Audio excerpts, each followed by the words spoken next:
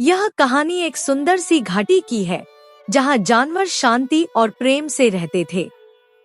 उसी घाटी में 3 खास दोस्त रहते थे, एक बहादुर घोड़ा रुस्तम, एक समझदार कुत्ता शेरू और जंगल का राजा शेर बब्बर। तीनों बचपन के दोस्त थे, लेकिन समय के साथ उनके रास्ते अलग हो गए। रुस्तम शाही अस्तबल में सेवा करता था।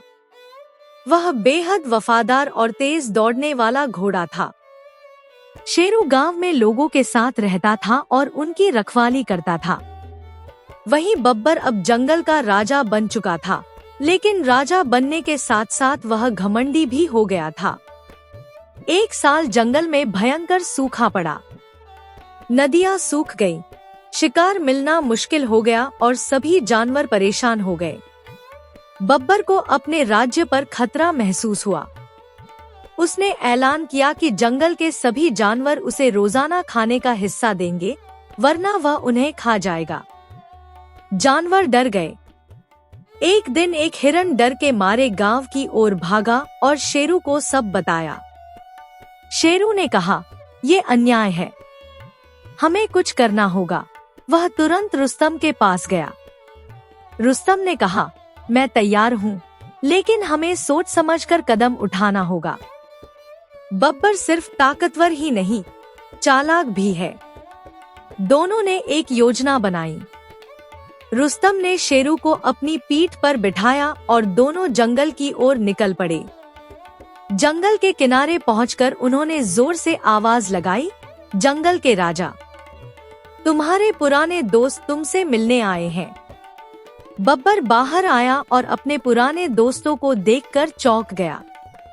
वह हल्के से मुस्कुराया, लेकिन फिर बोला, अब मैं राजा हूँ और इस जंगल में मेरे नियम चलते हैं। शेरू आगे बढ़कर बोला, बब्बर, क्या तुम भूल गए कि हम तीनों बचपन में कैसे साथ खेलते थे? तुम्हारा दिल बहुत बड़ा था, अब इतना घमंड क्यों? बब्बर गरजते हुए बोला, बचपन बीत गया, अब मैं शेर हूँ, जंगल का राजा। रुस्तम बोला, अगर तुम सच्चे राजा हो तो अपने राज्य की रक्षा करो, उन पर अत्याचार मत करो। बब्बर गुस्से में आकर झपटता है, लेकिन तभी शेरू एक गहरी खाई की तरफ दौड़ता है, जहां उन्होंने पहले से जाल बिछाया था। बब्बर गुस्से में उसके पीछे दौड़ता है और खाई में गिर जाता है। रुस्तम और शेरू खाई के किनारे पहुंचते हैं। बब्बर घायल तो नहीं होता, लेकिन फंस जाता है। शेरू बोलता है, हम तुम्हें नुकसान पहुंचा सकते थे, लेकिन हम दोस्त हैं। हम चाहते हैं कि तुम अपनी गलती को समझो। बब्बर कुछ पल चुप रहता है और फिर धीमे से कहता है, मैं वाकई घमंड में अंधा हो गया था। तुमने मेरी आंखें खोल दी, मुझे माफ कर दो। रुस्तम नीचे रस्सी फेंकता है और कहता है, दोस्ती में माफी दी जाती है, दुश्मनी में नहीं। वो बब्बर को खींचकर बाहर निकालते हैं।